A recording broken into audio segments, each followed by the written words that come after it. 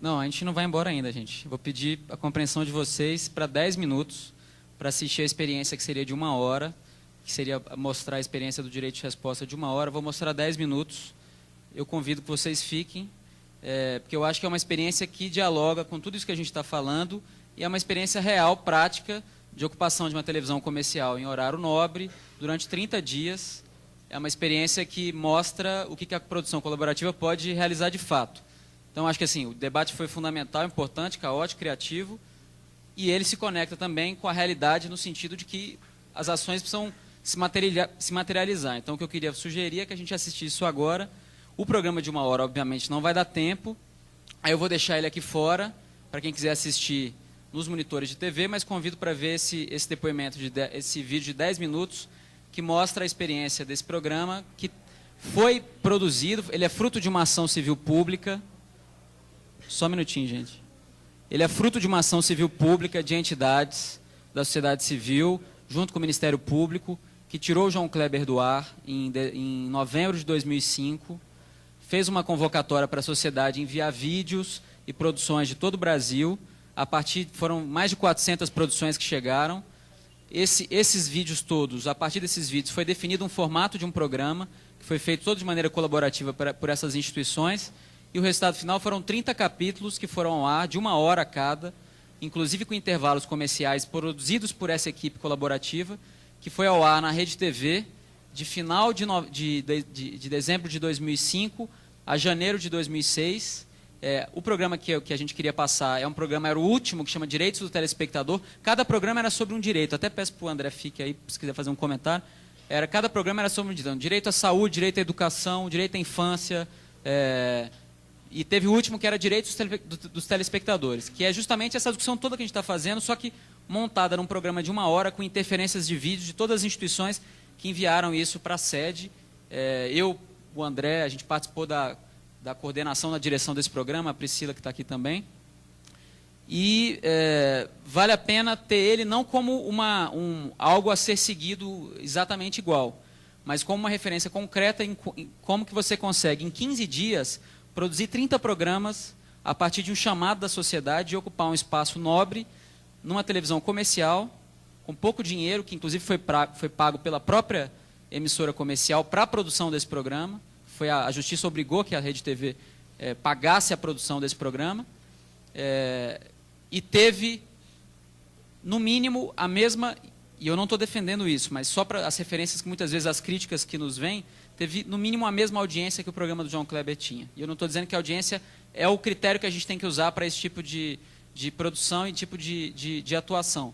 Na verdade, é muito mais amplo que isso. Ele significa, na verdade, uma tomada de consciência da sociedade com relação às concessões públicas, e que essas concessões, por serem públicas, não podem sair por aí afrontando os direitos humanos, e que tem que pagar por isso. Pagar o programa, como foi especificamente, e pagar, no caso, demitindo o João Kleber, que foi a ação final que aconteceu. Eu vou mostrar o programa. Enquanto ele vai colocando aí, deixa eu só contar assim, um minutinho. Teve Eu pedir para apagando as luzes, por favor. São 10 minutos, aí a gente já sai para o almoço, e aí vai ter o tempo tranquilo para a gente almoçar e voltar para a tarde. A gente montou um blog também, na época, para contar os bastidores do programa, colocar coisas que não conseguiram ir ao ar. E aí o blog tinha comentários, né? Esses comentários livres e abertos, como tem todo o blog, né? Acabou que o João Kleber processou a gente por causa de um dos comentários que estava lá, que era um cara que falava assim, o João Kleber não tem nada na cabeça, fazia umas provocações um pouco mais fortes que isso. E aí acabou não dando em nada, mas é interessante ver também como a justiça brasileira ainda está atrasada e como é que vai se lidar isso também na internet, porque se você abre para as pessoas falarem o que elas quiserem, pela lei hoje você está sujeito a ser processado. Eles processam o dono do site ou o dono do blog. Então, por isso que acaba desenvolvendo um sistema de mediação. Vários blogs têm aí, você só consegue publicar coisas depois que passa por um certo filtro. Mas é legal ter isso em mente para pensar como é que vai se fazer o projeto também desse programa. Se vai ter um blog, se vai ter o site, como é que as pessoas vão participar, quem vai ser o filtro, se é que vai ter.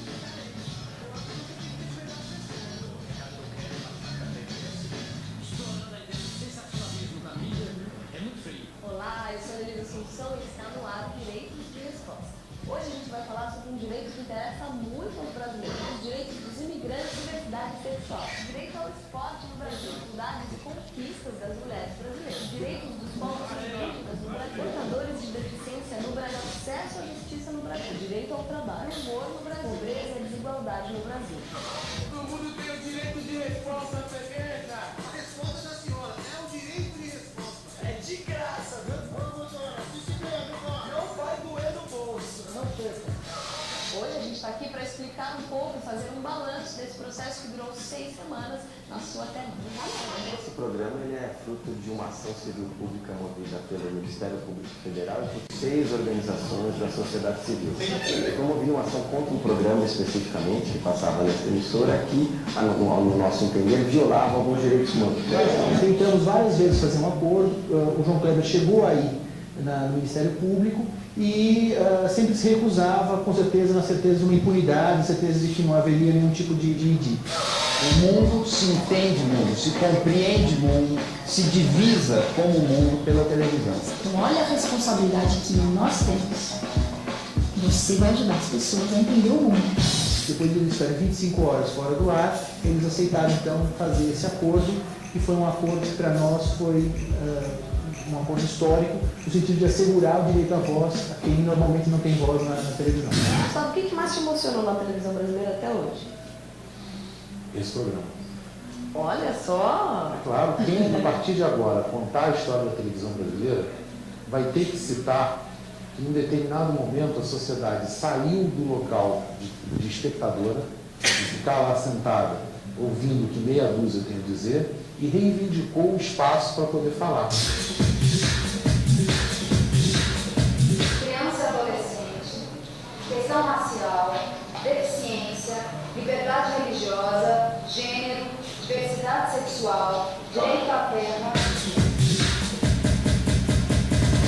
A comunicação no Brasil precisaria de uma reforma agrária, né? O Direitos de Resposta tem recebido vídeos de organizações do Brasil inteiro. A gente gostaria de agradecer a contribuição de todas essas instituições e apresentar para vocês alguns desses trabalhos. A hora é... Discriminação, né? Discriminação. Provoca raiva, provoca ódio. Parece que eles são outras pessoas, eles nós somos germes, somos uma outra raça, a raça inferior a deles.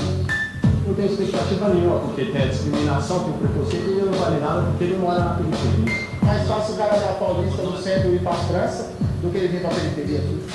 Esse nosso programa e os vídeos que a gente recebeu estão mostrando é que existem outras linguagens, outro formato, outro conteúdo.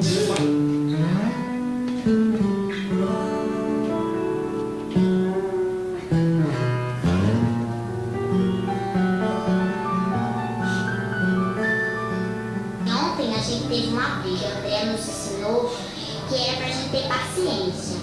Eu chorei, mas ela mandou falar um negócio lá que eu amava o grupo dos alunos todo. Eles me falaram todos juntos que me amava, foi muito legal. E depois comecei a rir, me soltei, fiz tudo lá. E a gente hoje estava apresentando, como você viu, e foi muito bom.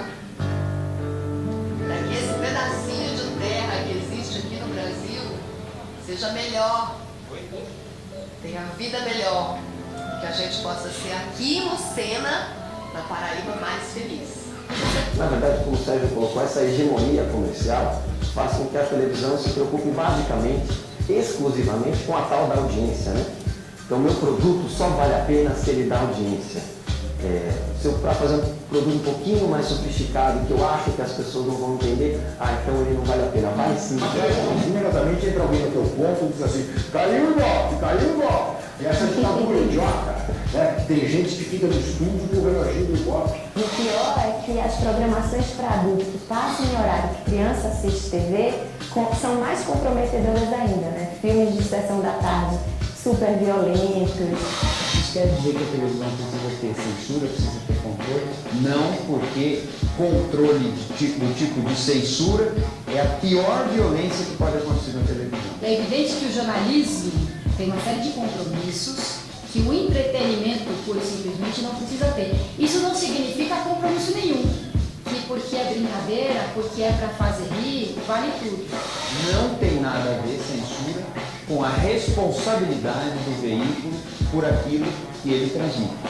Mas isso é um exame que se faz a posteriori, quer dizer, é um exame que se faz depois. Na realidade, a gente não pode brincar, não, né? A gente não pode ficar com medo de ficar sem emprego quando o direito das pessoas está em jogo. Né? A gente tem que ser gente suficiente para aceitar o outro como semelhante, como igual. Ou então a experiência de viver não vale. Quem pode acompanhar esses 30 dias, na vez a gente falou basicamente sobre direitos humanos. Se é humano, se é a pessoa, você tem um conjunto de direitos seus. Não dá para fazer escola e não poder estudar e fazer casa para os outros, você não ter onde morar e plantar e não ter o que comer. Essa estrutura do jeito que está não serve para a gente. Não basta pegar o deficiente e dizer, bom, agora ele vai estudar, aí na escola. A tal da diversidade, perceber a diversidade, admitir a diversidade e aceitá-la é um grande passo. Tá, prefiro um filho bandido do que um filho diabo. Quem que abraça quando a família larga, quando a escola larga, quem que abraça? A rua. Se a sociedade não te oferece um esquema seguro de autoimagem, você não vai se ver representado. O resultado é que você se sentirá um ser à margem. O que há no Brasil é um crime contra a humanidade. E ele é impetrado pela elite, ele é sancionado pelo Estado e ele é executado pela polícia. A gente não está defendendo ali que a pessoa que assaltou, que estuprou, que matou, fique impune, mas o que nós estamos exigindo é que haja exclusivamente o cumprimento da lei. Mas agora, tapa na cara não toma não. É muito importante que a sociedade brasileira seja um exemplo fantástico. É ela que vai transformar esse país. Não são os nossos governantes que vão mudar o nosso país. Nós é que vamos mudar. E esse programa é um grande exemplo disso no inovação social de transformação. Mas a gente ainda mantém um canal, www.direitosderesposta.com.br é o site do programa. É lá que você fica sabendo as pessoas e os temas que foram discutidos aqui. Então, acesse assim que possível. A gente se vê numa próxima temporada. Tchau!